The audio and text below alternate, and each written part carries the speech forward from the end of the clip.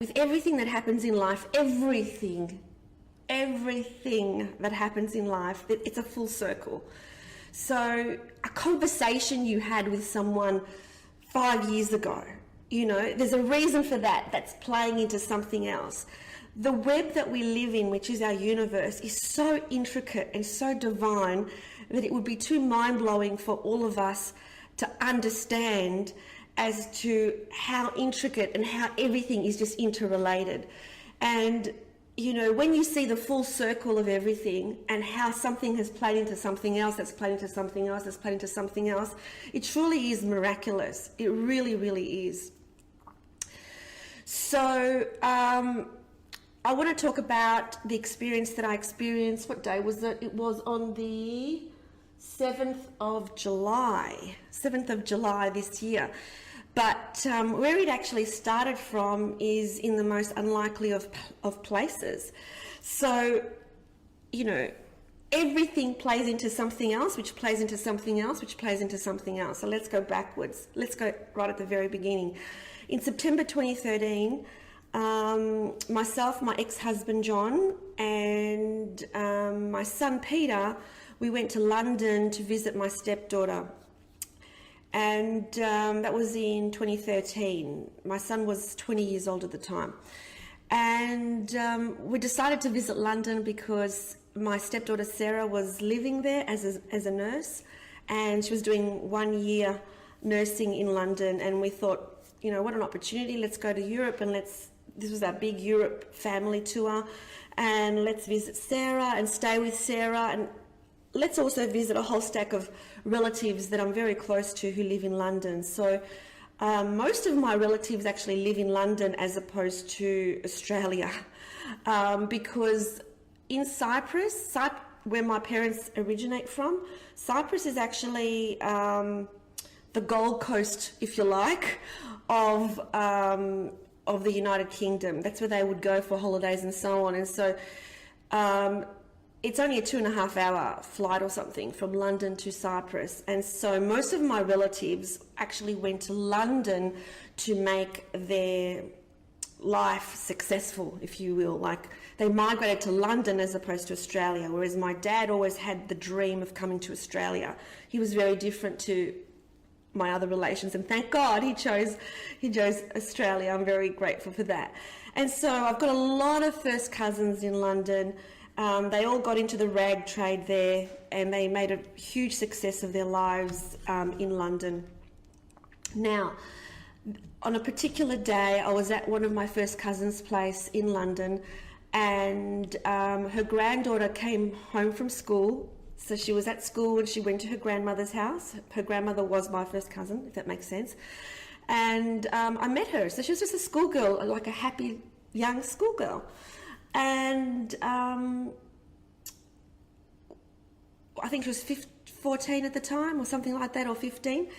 And pretty soon after that, when I got back to Australia, I heard that she had fallen in love with an older guy, who, this older person had a huge following, and he, in fact, his following was, you know, quite radical in terms of what they would do, and I became interested in the story because this was my little cousin, so it was my cousin's granddaughter who had basically fallen pregnant and run away with this older guy who I thought, this is a fascinating story. Like, she's just a young girl at the time when she ran away with him, and she was pregnant. Not ran away, but she decided to live with him and leave the United Kingdom and go and live with him in Scotland, where he came from.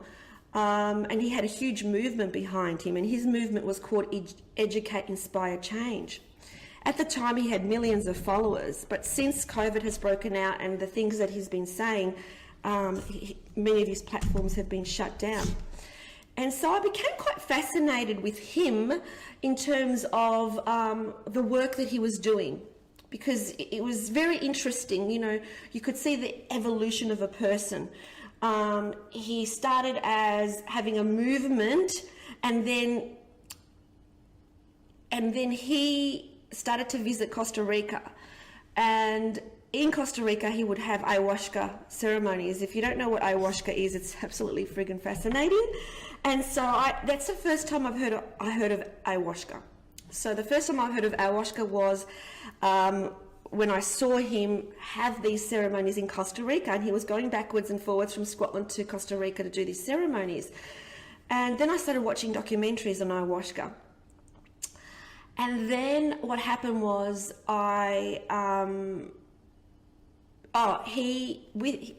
with his partner, who is my little cousin, they moved from Scotland to Costa Rica and, lived this life of, learning from shamans and conducting and participating in many ayahuasca ceremonies. So I became fascinated with the ayahuasca ceremony. It's incredible. It's ayahuasca ceremonies are run by the most primitive. Now we call them primitive, but they're ancient civilizations. They're not primitive. They're evolved. So all the people that we look at across the world that we think are primitive, they're actually the most evolved beings, because the indigenous people of each nation, they're holding on to these sacred ceremonies and plant medicine from the earth that really is a portal to many different levels of consciousness, if that makes sense. So like before this time, so one event led to another. And so during lockdown, before lockdown, I think it was during lockdown, I said to Christian, after I was watching all these ayahuasca ceremonies, I made a decision. I was like, I actually want to do this. Like, this is something I want to do. This is going to be a bucket list item. I'm going to go to Costa Rica and I'm going to friggin' do an ayahuasca ceremony. Like, it is friggin' fascinating. And what it is basically your soul. You see everything behind the scenes. So you see everything that's going on behind the scenes. This is just the front of the scene. This is like what we experience is just like the tiniest part of what's really going on in the background. And so as soon as I made that decision, and this is the way the universe works, as soon as you decide something, boom, you get it. So as soon as you decide something, you actually get it.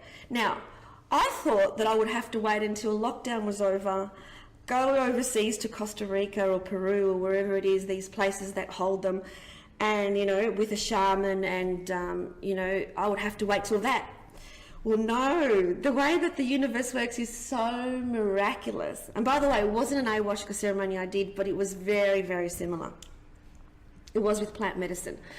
So, as soon as I decided, and I said to Christian, that's it, we're going to Costa Rica. As soon as the borders open, this is going to be something I'm definitely going to do.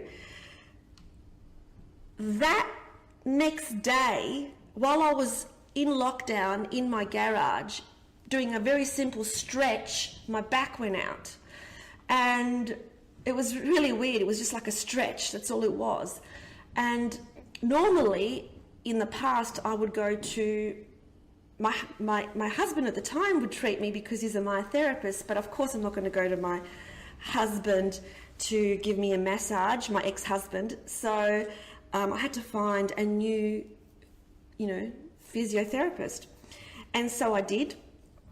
Now this person is very conservative. Now this is the key to it for me, because if it was some sort of flaky person who was like trippy kind of guy who said, hey, you should do this, I'd be like, I don't think so.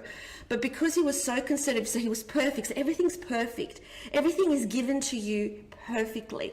This person presented himself as very conservative, very smart, very articulate.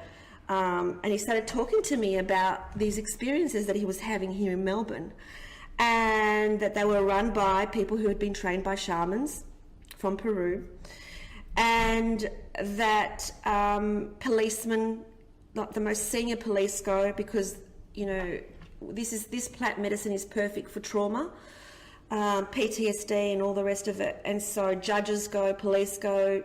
It's a highly all sorts of people from every part of life goes. But it's all illegal. And so you can't just look it up on the website and find where you're going to go. The only way that you can actually go and do one of these ceremonies is by the person who has been there and already done it, knows you personally. So it can't be like I'm having a chat with someone at a cafe and I recommend them and then they go. I actually have to know their soul, if that makes sense. So on the 7th of July, I was very excited. So what actually happened is we booked it initially for last year, and we couldn't go because of lockdown. And I wasn't prepared to go into, meet new people it was quite a scary time in Victoria at the time, and I wasn't prepared to go against the laws, basically. And so I'm glad. I'm really. It's. Thank you for giving me these comments as I'm talking. It really is helping me actually talk, because it's a difficult thing to talk about. So thank you. It really helps me by giving me love hearts and giving me comments to share with you guys, because you guys, I trust this group. This is the group that I trust the most, and that's why I am speaking to you. So. Where was I? Okay, so we first made the booking. It was going to be last year, but then we didn't go. We had to cancel because of lockdown. And then we rebooked it for March this year.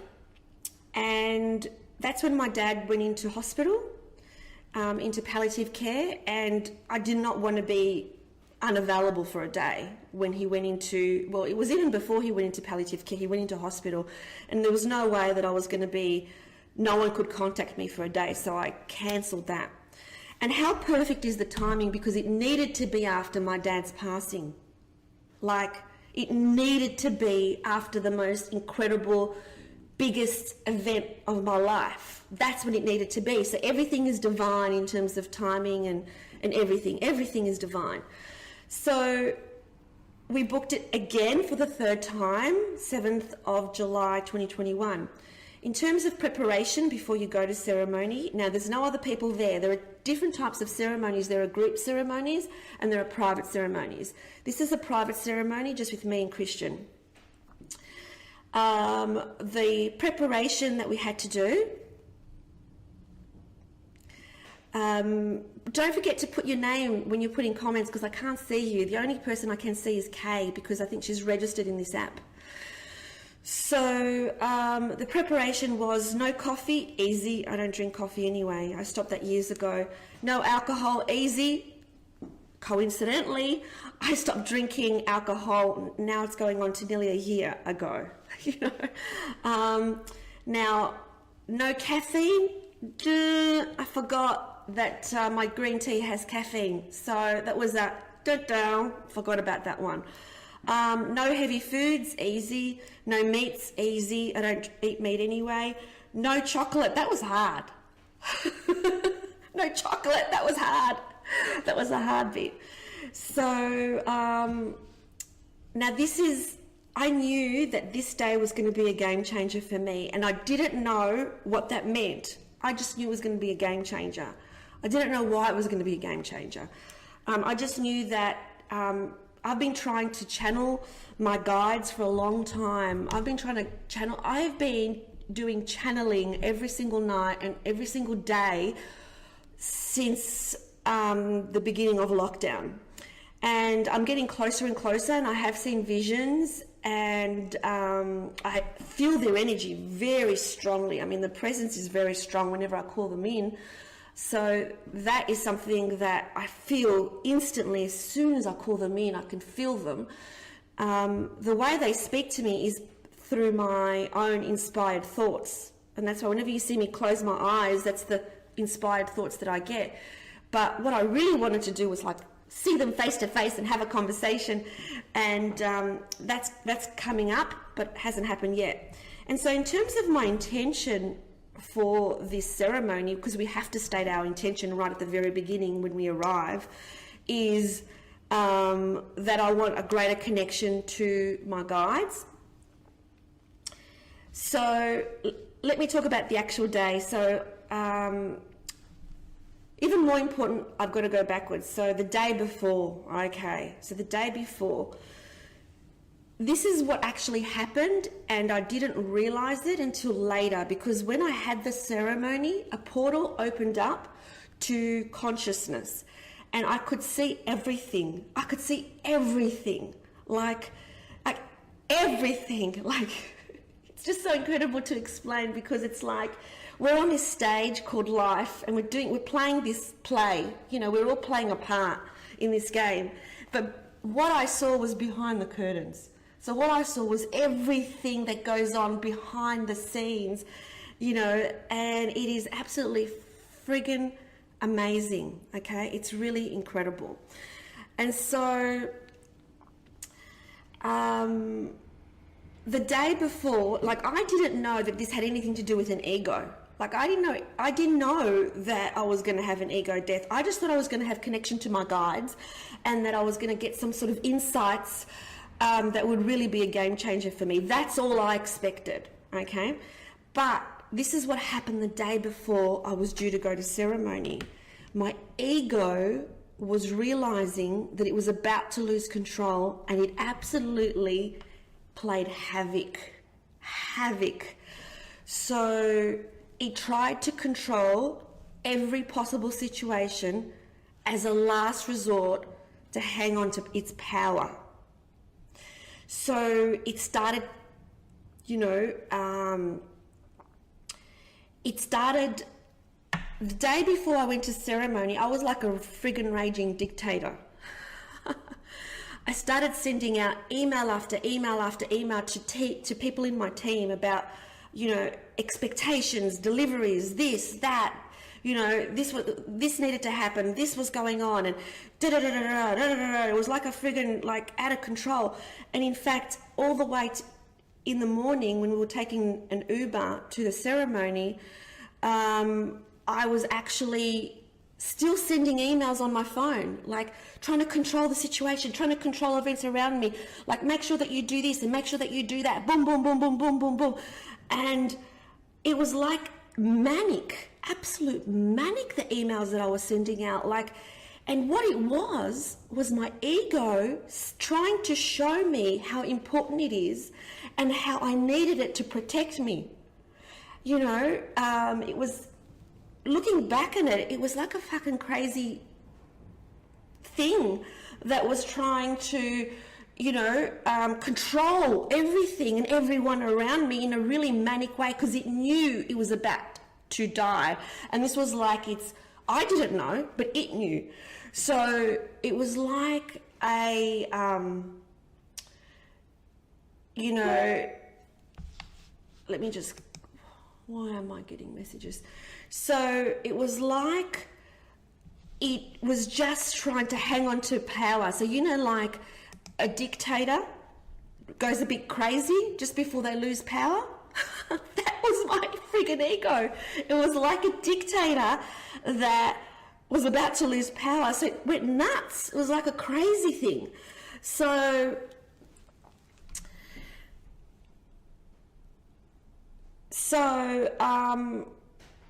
anyway, that was the preparation. That's what happened the day before, which was crazy. And then we went there and spoke about our intention. And my intention was, now I knew in my heart, so when I connected to my heart, I knew that this day would be profound. I knew that this day would be profound. And I knew that I was going to get some answers. And I knew that 2021 is the most incredible year in history.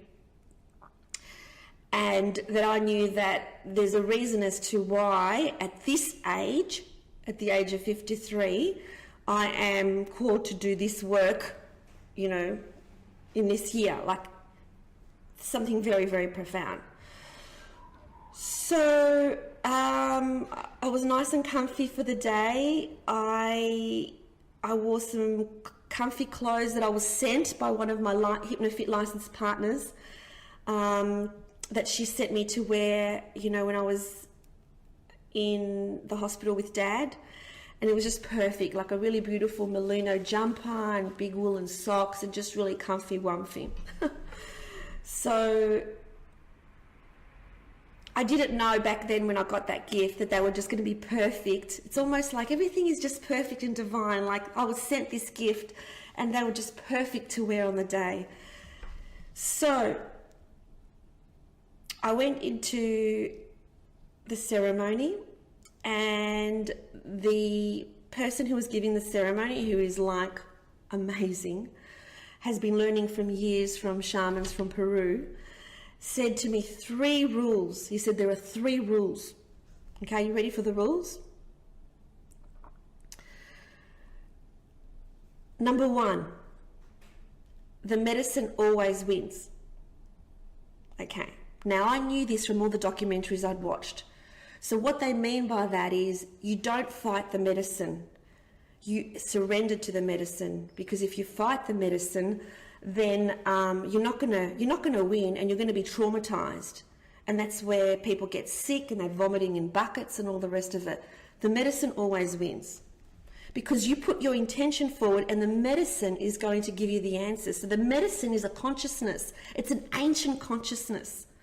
So this is what's really important for you to understand. Plant medicine is not just like, oh, I'm taking some cannabis to get high.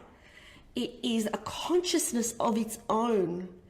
And so you give the so it's been put on this earth by God's source so that it can open up portals to different levels of consciousness. And so the medicine itself is a consciousness. It needs to be prayed to. It needs to be like there's certain prayers that you do around it. And you give it its intention, and it will give you what you want the way it knows, just like we do with our clients. We're the experts. The medicine is the expert. We just have to surrender to the medicine. So that rule number 1 is the medicine always wins. Rule number 2, when you are struggling, it's fucking hard, when you're struggling, this is a new breathing technique that I've only just learned, and it was the savior for me on that day, which is you breathe through a straw. I've since taught my hypnotherapists to do that with their clients. So breathing in through the nose and then out through a straw. So as soon as it gets difficult, get back to your breath, breathe through a straw. And where's your breath? Where's your breath? Breathe through a straw. Number 3, if you need help, ask for help. So during the whole time of the ceremony, we were there from 8:30 in the morning until 7:30 at night. We were never left alone, never left alone. We were taken care of. Every moment we were taken care of. So we started off by saying our intentions, doing our prayers, drinking the tea that we needed to drink, and putting on our, what do you call them? Eye mask, having our blankies and lying down, and then just going in for the journey. Now, it's not just like a trip. It's not just like you're high. It is absolutely phenomenal. So the way that it started is, so these are I had 3 intentions that I gave. Mine was, I want to have a dialogue with my guides. I want to start having like I'm talking to a friend, a dialogue with my guides. 2, I'm ready to serve my highest purpose. Like, I know that I'm not serving it yet, and I'm ready. And I know that, you know, when you say that, when you say I'm ready to serve my highest purpose, it's not just, you know, it's actually opening yourself up to judgment. It's opening yourself up to a lot of ridicule, judgment, all the rest of it. But I'm ready. Like, I'm ready for all of that. And number 3 is I really wanted unity with all. So I really didn't want to see myself as separate to other people anymore. I wanted to see myself as one. Like, it's easy to say that, like, oh, we're all one. But what does that mean? Do you really believe it? Or do you think that you're separate? so just to, just letting you guys know, this was run like an ayahuasca ceremony, but the plant medicine was not ayahuasca. The plant medicine that I took was Syrian rue and psilocybin, okay, and a few other things as well. Now, the first thing, as soon as my mask went on, the first thing was crazy loud music and frantic sounds, like through my head. And it was like I was watching a light show super highway. So it was like a really psychedelic kind of super highway with incredible colors everywhere and really loud music. Now, this is the interesting thing. This is the start of it, the very beginning of it. The ego is still trying to hang on, because the ego knows what's about to happen. It's about to be shot in the head. So it's hanging on. So what's the ego telling me? The ego is actually saying to me, you've been tricked, Helen. You've paid all this money to get high. Like, you're an idiot. You're not going to learn anything. You're not going to have any insights. You're not going to have any aha moments. You're just friggin' tripping off your head, girl. Can't you see these colors and super highways? That's all they are. And then for a moment I believed the ego, and I laughed. The ego, you can hear it laughing, like this really kind of wicked laughter. And I started to laugh then in the room, like hysterical. It took me back to my university days when I used to laugh hysterically in the lecture theatre and get kicked out all the time because I used to go into hysterics. And so I was hysterical laughing, hysterical, because I'm like, this is hysterical. I thought this was going to be a big, profound moment in my life. I thought this was going to be a life-changing moment. I thought this was going to be it. And you're just fooling yourself. You're just getting high. That's all you're doing. Okay? So that's very clever. That's what the ego's doing. The ego's like talking to me, going, you're just getting high. This is just a joke. Don't take this seriously. Get out of this. Take your mask off. That sort of thing. And my soul then said to me, Sarah's saying that would be her ego too. Yeah, you friggin' joker. What a joke. You're just getting high. And my soul then said to me, breathe, believe, surrender. Because I've seen so many documentaries and it's all about surrender. So I had my hands, like I was lying down on the mattress, the blankets on top of me, but my hands were over the blankets in receiving. And I was just like, I surrender. And I surrendered to the medicine, that's what I was surrendering to. And then there's someone that I follow on Insta, and the thing that she always says is find your breath. Whenever you're nervous, whenever you're anxious, whenever your ego is whatever, just find your breath. And so I kept on thinking, find my breath. And then I was just breathing out of a straw. Surrender. And I just kept breathing out of the straw.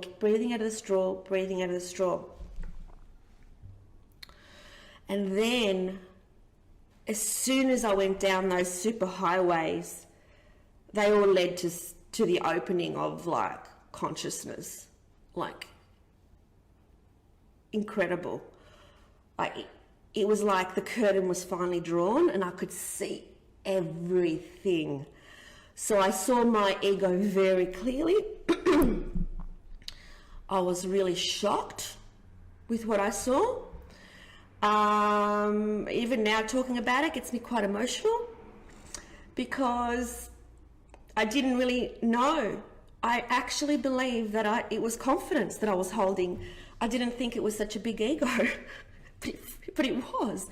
And, I'd been to Sedona before where I had this miraculous spiritual experience with a psychic in Sedona sitting on a vortex. And she told me, it was a transsexual psychic who was the most amazing psychic. And she said to me, you've got a healthy ego. And I thought that was a compliment. I actually took that as a compliment. It's not a compliment. All these years, I'm like, yeah, she told me I had a healthy ego. So my ego was shown to me. My father's ego was shown to me. My mother was shown to me of having no ego, which is very rare. There are not many people that walk this earth that have no ego. She's at the level of like mastery when you have no ego, and she doesn't. And so, you probably would have noticed that over the years, I haven't really said much about my mum on social media. It's all been about my dad. I've been very, very, very close to my dad and not very close to my mum at all, and really clashed with her quite often growing up because she is so good. She is so, Dad and I would have fun, with our conversations, and Mum never allowed the kind of conversations that Dad and I had. And so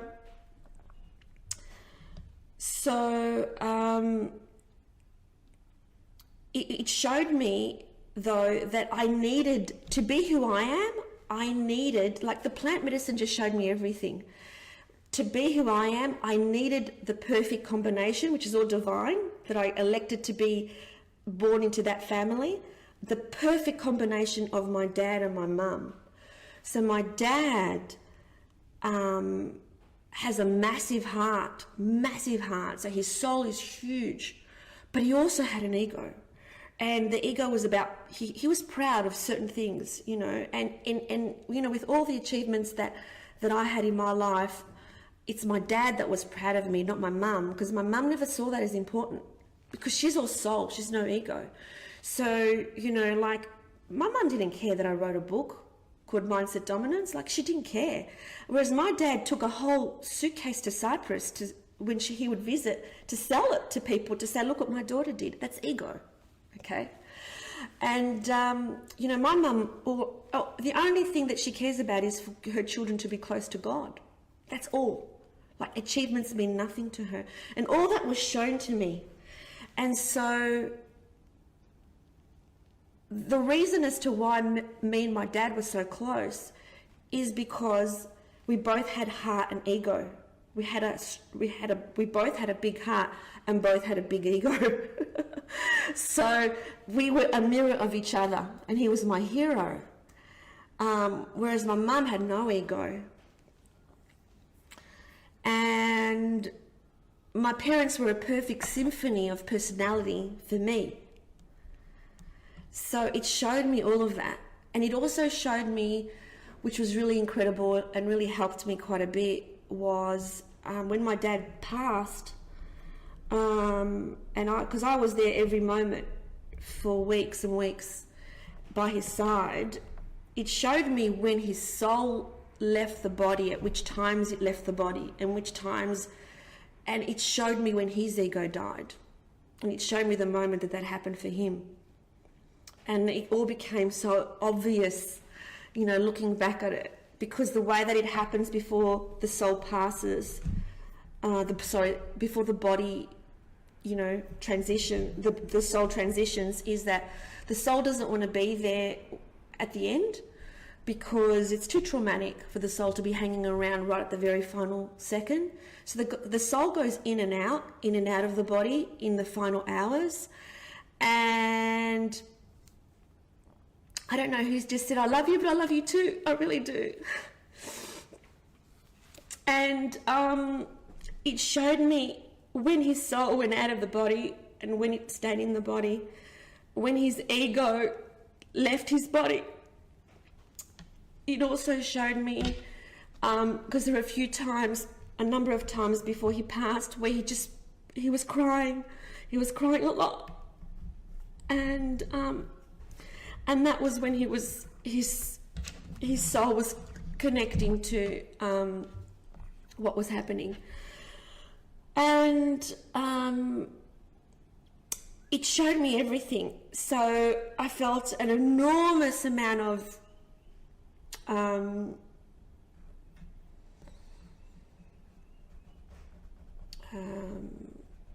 regret for things that I had done, and things that and when you look at it from the outside perspective, it's like no big deal. But it's when you take an action which basically infers that you're better than someone else, then you're not honoring that person. And so all of that came into my face. Boom, boom, boom, boom. Huge thing with me and Christian, like something I had said to him that we both thought was fine at the time, but it really was dishonoring to him. And I was very apologetic. I couldn't wait to tell him how much I loved him at the end of it. Certain people that I saw that, you know, who look up to me, and I felt like the need to say to them,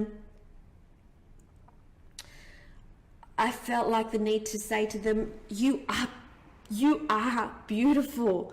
You are perfect. In fact, you're better than me because I've got a bigger ego than you. Yeah, so, you know, treasure yourself. You are beautiful. You are perfect. You are divine just the way you are.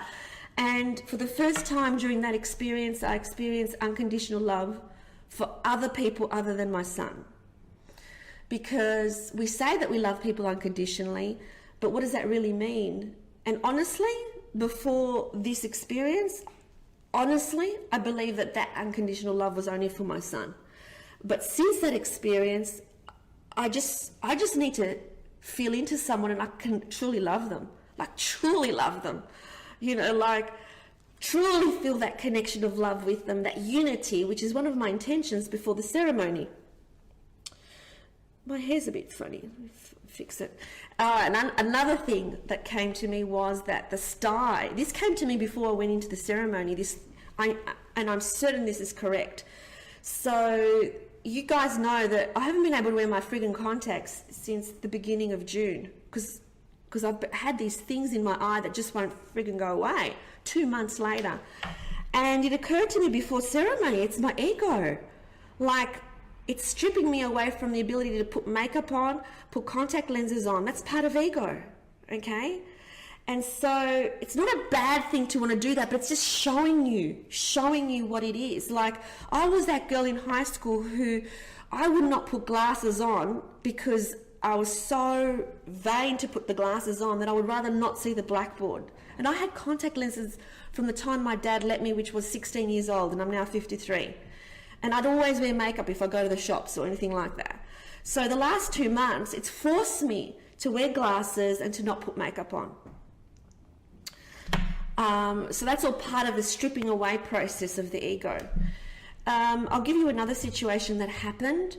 Was a friend of mine during the passing of when my dad passed, she didn't reach out to me and say condolences. And it really, really, really hurt me. Like, it really hurt me. It's like, and what I saw during the plant medicine was, oh, and by the way, during this whole process, I'm crying my eyes out, like crying my eyes out. And every time I was going through a release as I was crying, this amazing person that was looking after me, that was giving me the ceremony, I can't even tell you how incredible they are, was doing something on top of me to remove it, was doing some kind of incredible, you know, I didn't know what was happening, but like I would smell all the smells that would come to me. Like he would be doing things, he would pour certain stuff on my head. Like he wasn't just sitting there watching us. So for the whole day, from 8:30 in the morning to 7:30 at night, we were being looked after. Like every release I was having, he was coming and doing something. He was right there. He was right there. So, and him and his wife were right there, and she was amazing as well. There was the music that was playing was absolutely phenomenal. Like everything that was coming in my head, the music that was playing directly afterwards, absolutely just confirmed what was going on in my head. So this particular person that I saw that, you know, I could see myself saying to the medicine, she hurt me, she didn't even say sorry, and my dad died, and she didn't even say sorry. She didn't even say sorry. And then what they did was they showed me her side of the story. How incredible was that? They showed me her side of the story, which is, hang on, she's been a friend, a really good friend of you, for you for years. She used to turn up at your house and she would go for a run with you every Saturday, even though she was a better runner than you. She did this for you. And then the moment Christian came into your life, you suddenly had no need to go running with her anymore. She's hurt. She's angry at you. She's angry at you. And so she's hurt. You've hurt her. And all you can think about is yourself. And it was this, again, this crying, oh my God, and this love I've got for her, the love that I felt for her, and the regret that I felt for, you know, and that, you know, she's hurting. That's why she's hurting so much. She can't say, condolences for your dad's death. That's how much she's hurting. That's the pain that she's in. She can't even bring herself to say, I'm sorry to hear of your dad's passing. I only had 10 people at my 50th birthday a few years ago, and she was one of them, right?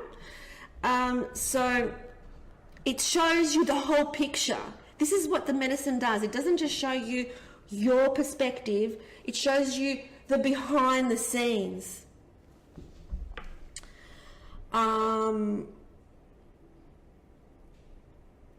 There was a huge bit about me and my business partner Marcus, and how grateful I am for him. I can't even say his name without crying.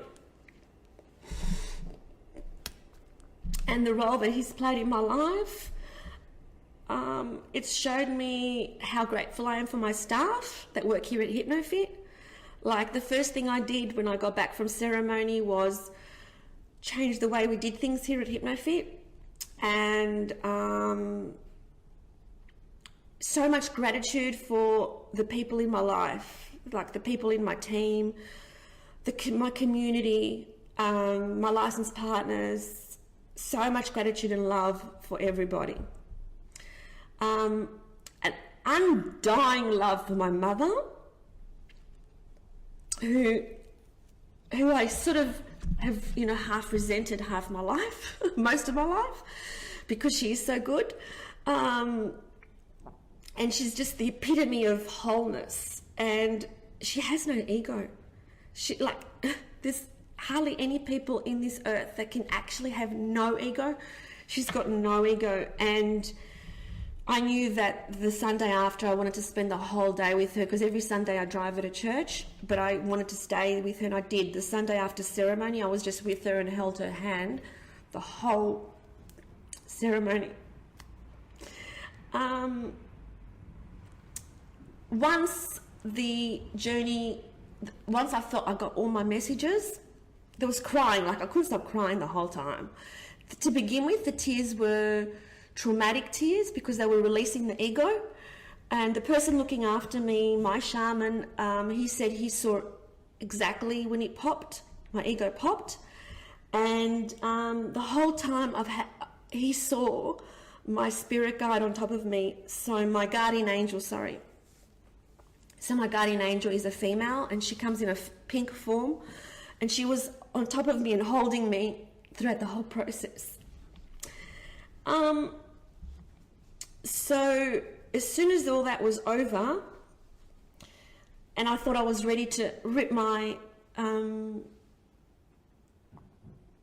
do you call them? Things that you put on your eyes so you don't see. Rip those out. And then it was all like, it all came to me, everything I had to do in my life, everything I had to do, like answers, anything. Like, there was so much certainty. Like, this is the thing, like, it was like, okay, now that I can see the truth, and now that I can see the whole picture, the answer is just obvious in terms of what I need to do. As an example, what I was going to do with my property was to rent it out.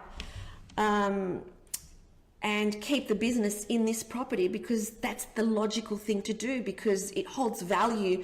This is a good piece of land to hang on to.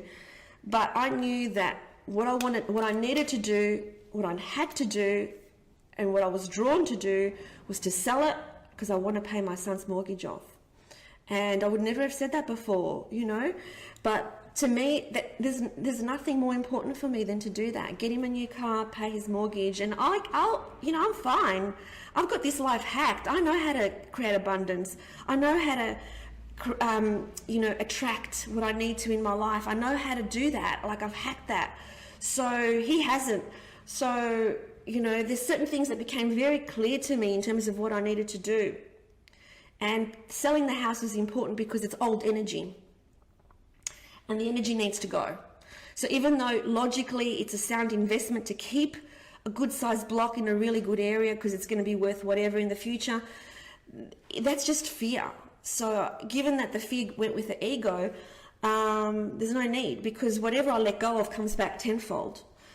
So, you know, what I feel after this experience more than ever is excitement, peace and love, and more than anything, peace. It's just this feeling of peace, of just knowing, you know, when you just know that there's nothing that can go wrong in my life, because even if I die, that's perfect. So what is there to fear if I don't fear death? Nothing. Certain things that I needed to do. Now, in terms of how I feel afterwards, I feel like I can see people's souls now.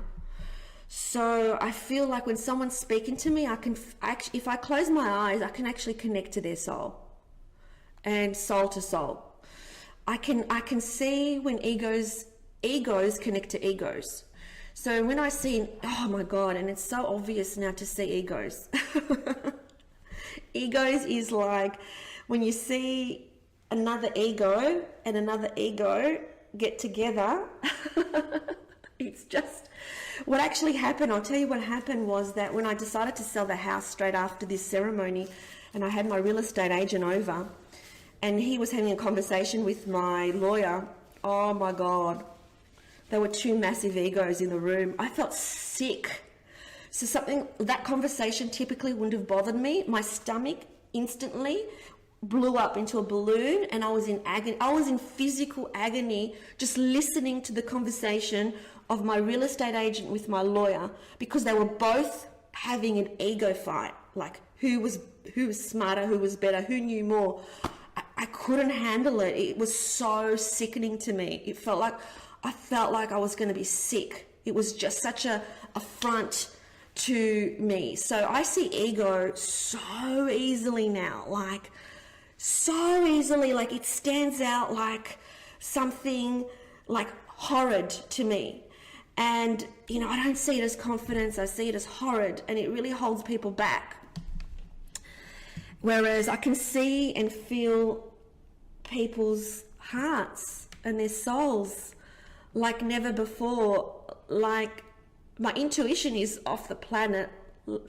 I know things before they happen. My psychic ability is ridiculous. Like, as an example, I'll give you one example. We were to have workmen come here. This is before the lockdown, and they were due to come on a certain morning. And I said to Christian the night before, you know what? No, they're not coming tomorrow. I know they're not. So no one told me they weren't, but I just knew, and they didn't. There was a big stuff up. So I just know things now. I just know things. I know things that I never knew before. I can see things I never saw before. I'm definite about things. Like, I have no doubt in my mind as to if I want to, and I will, because why wouldn't I? Why wouldn't I make the most of my life here on earth, right, by having an incredible fun time? Like, I can create whatever wealth I want. And that's not ego, that's just a hack that everyone has the ability to do, right? And this is what I want to teach people. And this is what I want to teach people, and this is where I'm going. And this is what I want, is for people to understand that it's a hack. That's all it is. You just need the hack. It doesn't matter who you are. It doesn't matter what circumstance you've been born in. It doesn't matter what education you've had. It doesn't matter how old you are. It doesn't matter who the hell you are. It doesn't matter who your parents were. It doesn't matter what choices you made in the past. Nothing defines you except this very moment in terms of what decisions you're about to make right now. And I know how to hack it. Like, I believe I do. Like, I absolutely 1,000% believe I know how to hack it. And it's not an arrogance, it's just a knowingness. It's just like, I know, I get it now. And the thing that came to me more than anything in that was, I get it now. I get it. I thought I had it before. I thought I had it before, but I didn't. I thought that I felt, unified with everybody before, but I really did see myself as separate. I really did. Now I don't, because the God spark that created me is the God spark that created you. We're the same. We're the same. And we've all accepted a different mission on this earth. We're all here doing this mission, and we've had those experiences to help us with that mission. So that was my ego death. I've actually didn't realise it was going to take this long, guys, because I've got something that I've got to log into in 2 minutes' time. I will come back for a Q&A. So what I want you guys to do is to write all your questions, because it's really weird. I feel like the oracle now. And again, it's not an arrogance. It really is not. It's not like I know more. It's just like I saw it. I freaking saw it. Like, I saw behind the scenes, like, so what I want you to do is I want you to write your questions in this group. And again, if you can, keep this information to yourself in terms of what I'm sharing here. I will end up sharing this with the world. I will. But not yet. One step at a time. One step at a time. So I will come back for a Q&A in this group, and I will answer your questions. So what I'd like you to do is write your questions. Like, I feel like I've got the ability to answer those questions because of what I've seen. So whatever your question is, and it might be something personal about you. It might be something about just the way things work. Just this incredible design, divine design that is so incredible. Every single little experience you're having is not a coincidence. Every single little thing. Remember, this started with me being in London, and my cousin's, granddaughter walked through the door. And it started from that. And everything, what that experience showed me is how everything was perfect. I mean, the way that my dad dropped into his body and showed up as the person he was perfect for me. Perfect. So that I can do my work now. Because if I had my dad like my mum, I wouldn't be where I am now. I wouldn't have been able to do what I could do. I needed that combination. And just like I needed the combination of my parents, you needed the combination of your parents, which were perfect. So I really want to say that I love you so much, everybody. Thank you so much for your support. Thank you for the ones that held this space for me in a real sacred kind of way. And write your questions down, and I want to come out and I want to do another session and answer those questions for you. So have an amazing day. I love you so much.